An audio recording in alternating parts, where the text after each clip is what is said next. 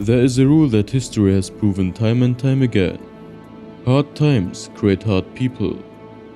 Born into chaos, raised in brutality, he rose from the dust of the steppe to command an empire larger than Rome, greater than Alexander's. His name struck fear from the heart of China to the gates of Europe.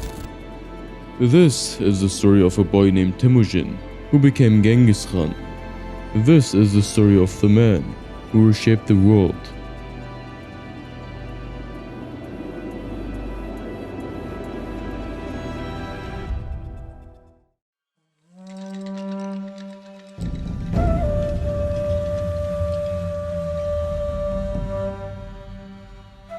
Since the times of the Huns, Turkic tribes and other tribes such as the Mongols and Manchus have lived together in what is now Northeast Asia, including Mongolia and Manchuria.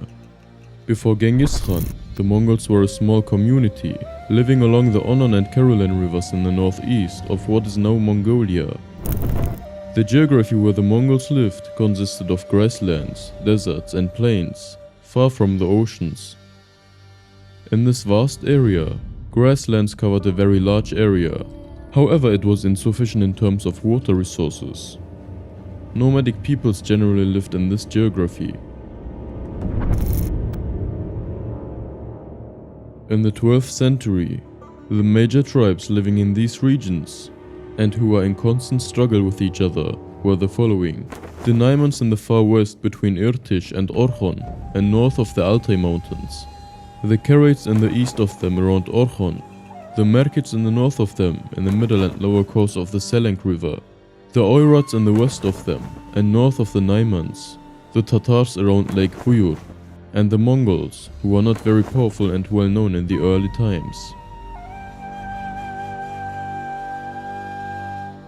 Genghis Khan, the founder of the Mongol Empire, was born in 1162. His father was Yasugei Bahadur, the head of the Mongol communities, and his mother was Hulan Ege. His father Yasugei had taken Hulan Ege, a descendant of the Merkits, who was not clearly known to be Turkic or Mongolian, as his wife.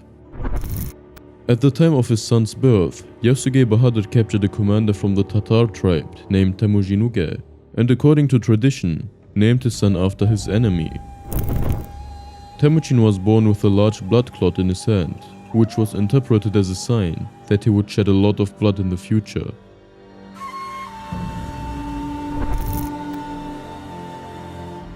Yasugei Bahadur had set out to his wife Hulan's relatives to ask for a girl for his son Temujin and to make a marriage contract with them. According to the legend, Temujin was about 8 years old at this time, but according to Mongol traditions, the marriage contract had to be concluded at an early age. Father and son set off across the grasslands, and on the way they saw the sage Dei Sechen. Dei Sechen told them about his dream. Since time immemorial, our braves are handsome, and our daughters beautiful. In this we have no rivals. We have given our girls with beautiful cheeks. We gave them to those of you who are Khan. Thus Dei Sechen said that Temujin would one day become a Khan. At this time Yasugei saw Dei Sechen's daughter Berthe, liked her and wanted her for Temujin, even though she was 1 year older than his son. As per the agreement, Temujin, the groom, stayed there. This was actually one of the biggest experiences of Temujin's life, because as a child he had to stay in a foreign place, in a foreign family, work for them and do what they said.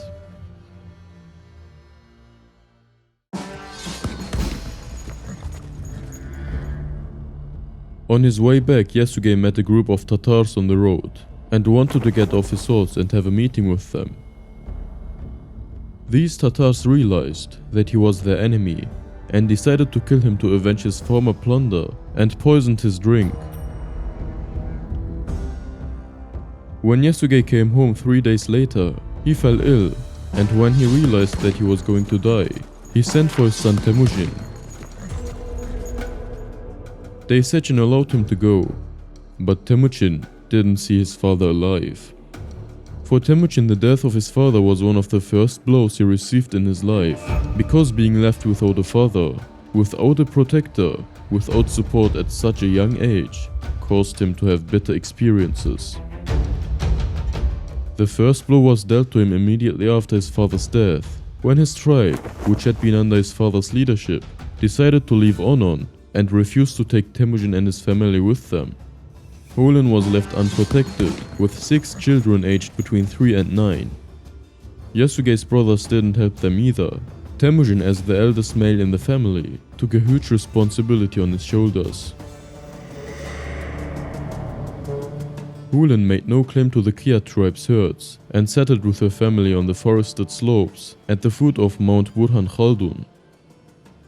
They had no choice but to make a living by fishing in the river and gathering wild fruits and roots in the forest. He was even enslaved by the Taichuts, but managed to escape and save his life. At the end of very difficult years, Temujin had the bitter experience of being at the bottom of society, of being deprived of foster family and friendship ties, of not being able to eat meat or drink milk because they couldn't own herds, of living half-starved, of freezing to the bone on cold winter days because they didn't have leather, hides and wool, and of facing enslavement and death. That is why Temujin, who grew up in these difficult conditions, would not pity anyone in the future and would take his revenge.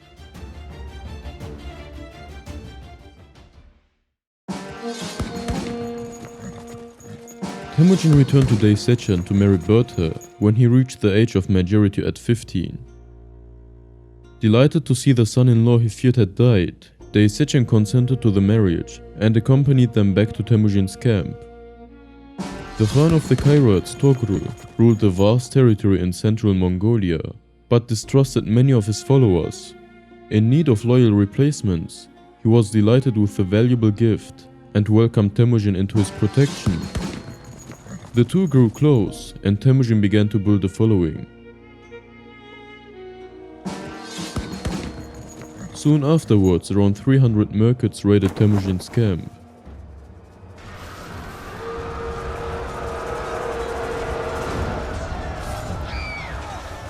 While Temujin and his brothers were able to hide on the Burhan Khaldun mountain, Bertha was kidnapped. Temujin appealed for aid from Toghrul and his childhood blood brother Jamuka. Both chiefs were willing to field armies of 20,000 warriors, and with Jamuka in the command, the campaign soon started. The Merkits were surprised with a night raid and lost many men and had to retreat. Temujin was soon acclaimed by his close followers as Khan of the Mongols. Toghrul was pleased at his vassal's elevation, but Jamuka was resentful. Tensions escalated into open hostility, and in around 1187, the two leaders clashed in battle at Dalanbaljut. The two forces were evenly matched, but Temujin suffered a clear defeat. After the clash at Dalanbaljut, Temujin is believed to have spent a significant part of the following decade in the service of the Jin dynasty in North China. Records suggest that he lived for several years as a slave under the Jin, a claim that was once dismissed as exaggeration, but is now considered plausible. There is little evidence of his activities during this period, and seeking refuge across the border was a common practice among steppe leaders and disgraced Chinese officials alike.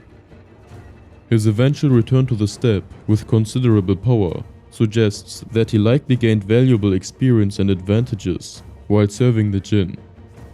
The accounts of Temujin's return to the steppe vary.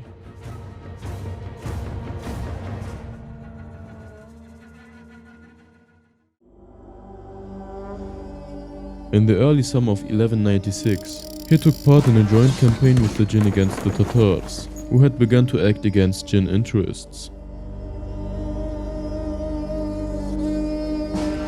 Around the same time, he aided Toghrul in reclaiming control over the Kereites, whose leadership had been seized by one of Toghrul's relatives, with the support of the powerful Naiman tribe. The events of 1196 significantly altered Temujin's standing on the steppe. Though officially still Toghrul's vassal, he had, in practice, become an equal ally. Following his victory at Dalanbaljut, Jamuka displayed extreme cruelty. He is said to have boiled 70 prisoners alive and dishonored the bodies of opposing leaders.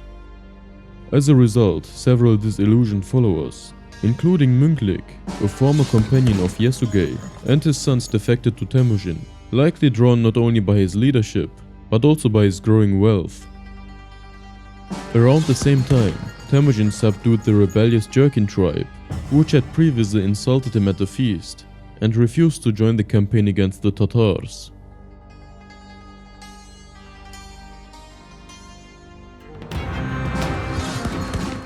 By the year 1201, the question of which leader would dominate the steppe had become increasingly pressing, and a resolution was needed. Jamuka and Temujin had reached an equal balance of power. The tribes supporting each leader began gathering around the one they wished to see as Khan. The Tatars, Ungurats, Naimans, Merkits, Oirats, and a branch of the Taichuts decided to declare Jamuka as their Khan, officially granting him the title of Gurkhan, meaning Universal Khan. Strengthened by this newfound authority, Jamuka saw no obstacles preventing him from making the first move.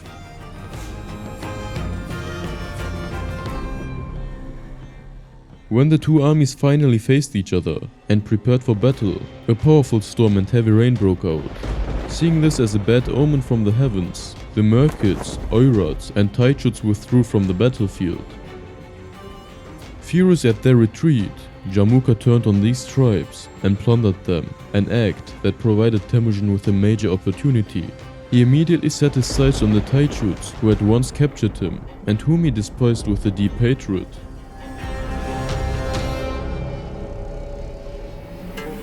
However, Jamuka quickly regrouped and moved to counter him. In response, Temujin positioned his troops on the hills and devised a strategy to lure Jamuka into a marshy area, while his own soldiers pretended to retreat north, only to turn back and strike suddenly.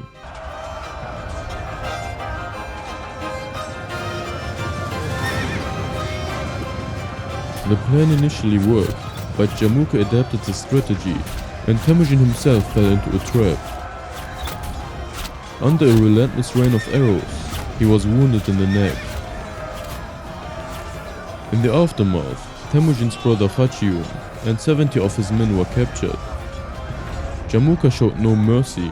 He had all 70 of them thrown into boiling cauldrons, killing them in a horrific manner. However, he was somewhat more lenient toward Hachium, choosing to behead him with his sword.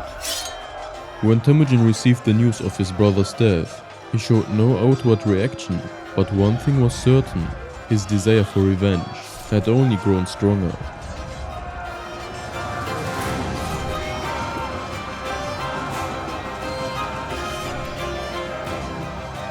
As night fell, one of Temujin's most loyal men, Jelmer, carried him to a tent, removed the poisoned arrow from his wound, and sucked out the blood.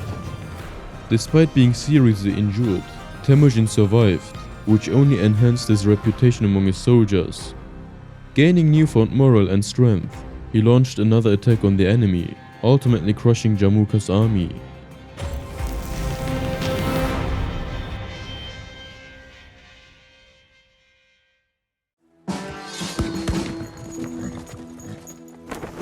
By 1202, Temujin confronted various Tatar tribes and decisively defeated them, seizing their wealth. However, he still had two major rivals to contend with, Jamuka and Toghrul. While Jamuka had been defeated and forced to flee, Toghrul, the ruler of the Kereites, remained aware that the steppe was destined to have only one true leader, despite his past promises of friendship to Temujin.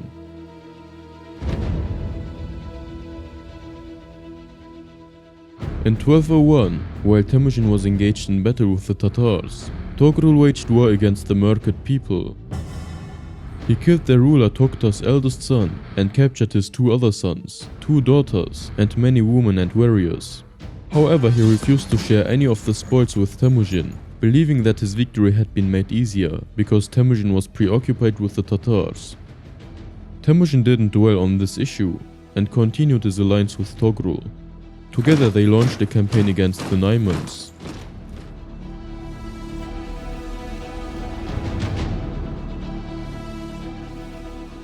Their ruler Buyruk Khan unable to withstand their combined strength, retreated to the Altai Mountains. After a prolonged pursuit, Temujin's forces finally caught up with him and killed him. However, they were unable to completely destroy the power of the Naimans. On the other hand, Toghrul, the ruler of the Kereites, abandoned the battlefield after joining forces with Jamuka. This decision proved costly, as he soon suffered heavy losses when the Naimans launched an attack against him.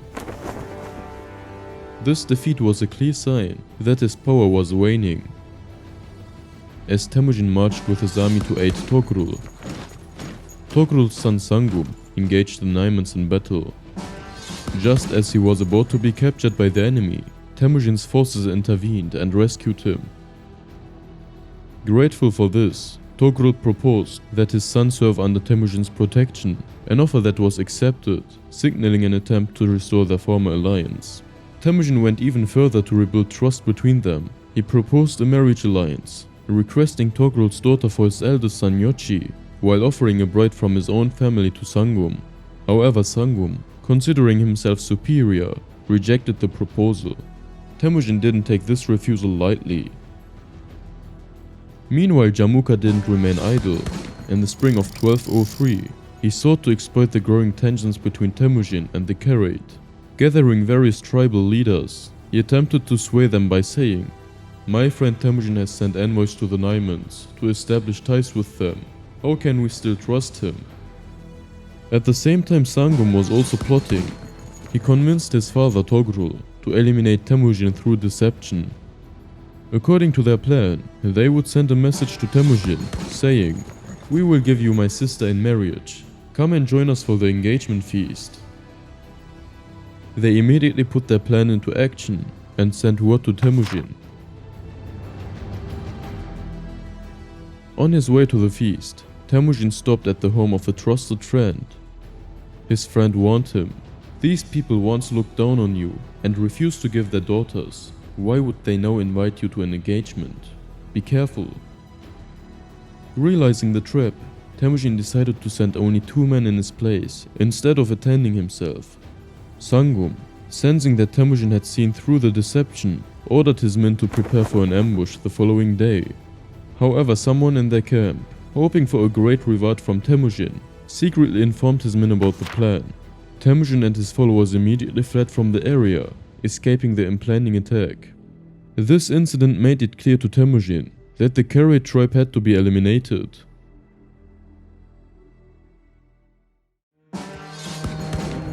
Both sides prepared for battle, and news reached Temujin in the Dalanbaljut desert that the enemy was approaching. Toghrul and Jamuka had joined forces, with Jamuka taking command of the army due to Toghrul's old age.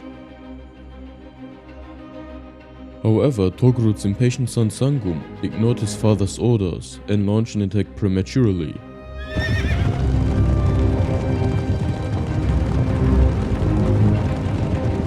Shortly after, he was struck in the face by an arrow and wounded. Seeing their leader injured, the Kereite soldiers surrounded him and hesitated to continue the assault. Recognizing this weakness, Temujin immediately launched a counterattack, inflicting heavy losses on the enemy. However, as night fell, he was forced to withdraw before securing a decisive victory. After Sangum was wounded, Toghrul realized he could no longer continue the battle and retreated from the battlefield. Seizing this opportunity, Temujin sent envoys to the nearby Ungirite tribe, offering them his protection. They accepted his proposal and aligned themselves with him. Despite his success, Temujin still didn't feel strong enough to directly confront the combined forces of Toghrul and Jamuka. Instead, he adopted a conciliatory strategy, aiming to buy more time to strengthen his position. Temujin had convinced Toghrul, but his son Sangum didn't trust him and realized that one day the tables would turn against them.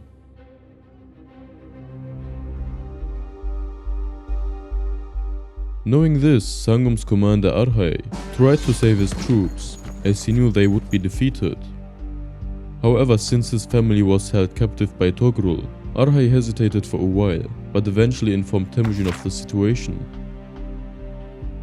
Meanwhile, Toghrul's brother Kassar, who had been held captive, managed to escape and made his way to Temujin. Together they devised a plan. They sent an envoy to Toghrul, and the envoy speaking through Kassar told Toghrul, "I couldn't find my brother, but my wife and children are with you, Khan. If you support me, I will come to you." In response, Toghrul said, "Kassar may come. I will send Iturgen as guarantor." So Iturgen was sent with the envoy. However, all of this was a ruse to buy time and gather information about the situation in Toghrul's camp. Through this plan, Temujin discovered that Toghrul was unprepared, and he swiftly moved his army during the night to reach Toghrul's camp.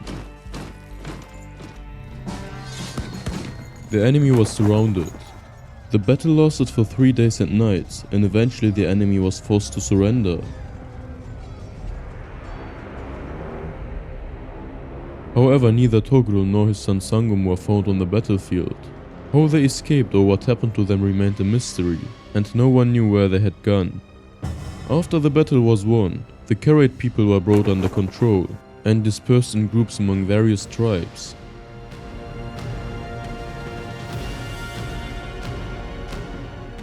Toghrul and his son fled to the lands of their ally, Jamukha. However, Toghrul was unable to convince the Naiman outpost that he was the legitimate Kereite Khan and was killed by them. His son Sangum was betrayed by his own group. The Naimans, who are generally accepted as being of Turkic origin, had always looked down on the Mongols, much like the Kereites. The Naimans were led by Tayan Khan. The situation became even more critical for him after seeing that Toghrul was killed by a Naiman outpost while fleeing from Temujin. Tayan Khan remarked, "If there are two bright things in the sky, the sun and the moon, then there cannot be two Khans on the earth. Let us capture these few Mongols." He immediately decided to launch a campaign. However, his commanders and advisors urged caution and advised against rushing into the conflict. Tayan Khan ignored their advice and proposed to the leader of the Ongols, "There are a few Mongols in the east. You be my right hand, and I will attack." The Ongol leader, however, was more cautious. Not only did he refuse the offer, but he also informed Temujin of Tayan's plans. In the summer of 1204, Temujin began his march with his army. Among his commanders were Jebe and Kublai Noyan, and they advanced along the Karelin River to reach the steppe.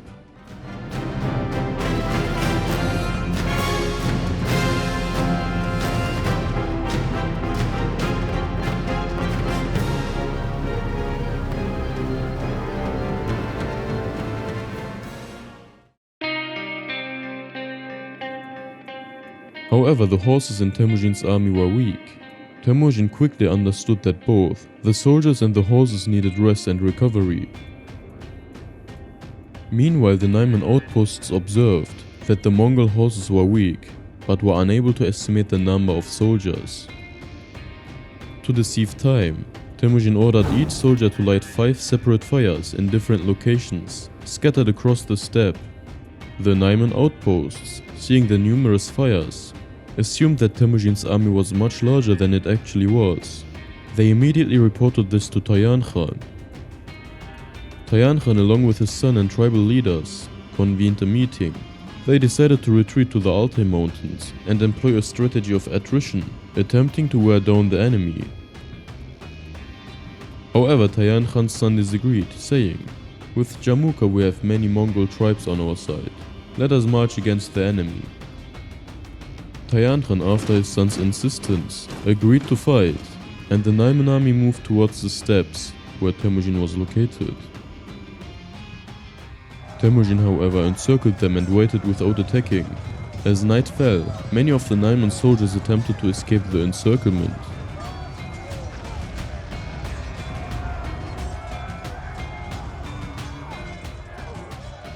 The next day, Tayan Khan was captured, and shortly after, succumbed to the injuries he sustained in the battle. His son managed to flee and took refuge with the Karachitan, spending his life waiting for the day he would confront Temujin once again.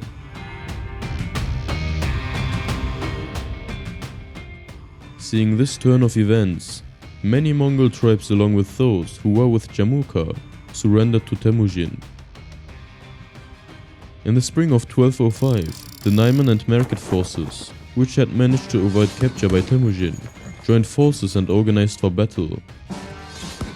However, shortly after the battle began, the Merkit commander Toghrul was struck down, and the morale of the army plummeted. The soldiers scattered in disarray, retreating in chaos. Many of the troops drowned while attempting to cross the Erdish river. The Naiman commander Genghis Khan sought refuge with the Kereites. The captured Merkits were distributed among Temujin's soldiers. Taking advantage of the situation, the previously subjugated Merkit tribes rebelled and attempted to flee. However, their efforts were unsuccessful. Temujin ordered, "We allowed them to live together, but they have risen in rebellion. Now scatter them among the other tribes." And so, the Merkits were dispersed throughout the different tribes.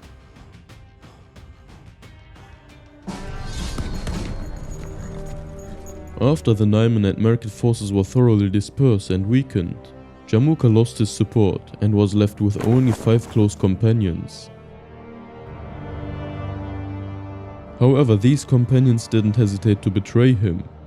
While they were eating, they captured him and handed him over to Temujin. Temujin executed the friends who had betrayed Jamuka on the spot. Temujin then implied that he might forgive Jamuka, inviting him to reconcile and become allies again. In reality, Temujin wanted to spiritually crush Jamuka, and he succeeded in doing so. Jamuka, realizing this, chose to die rather than live as a mockery. Jamuka requested that, as a noble, he should be killed without his blood being shed, and that his body should be buried in a high place, so as not to be deprived of respect. Temujin replied, "I wanted to spare your life, but since you refuse it, I will have you killed according to your wish, without spilling your blood." Some sources say he was strangled, while others claim he was killed by having his bones broken. With the death of Jamuka, the struggle for leadership in the steppe came to an end, and everyone accepted the reality that Temujin was the leader. In 1206, representatives of all the tribes gathered at the source of the Onon River, and by erecting 9 banners, they declared Genghis Khan as the Great Khan. Thus, Genghis became the sole and legitimate ruler of all the Mongol tribes in the steppe.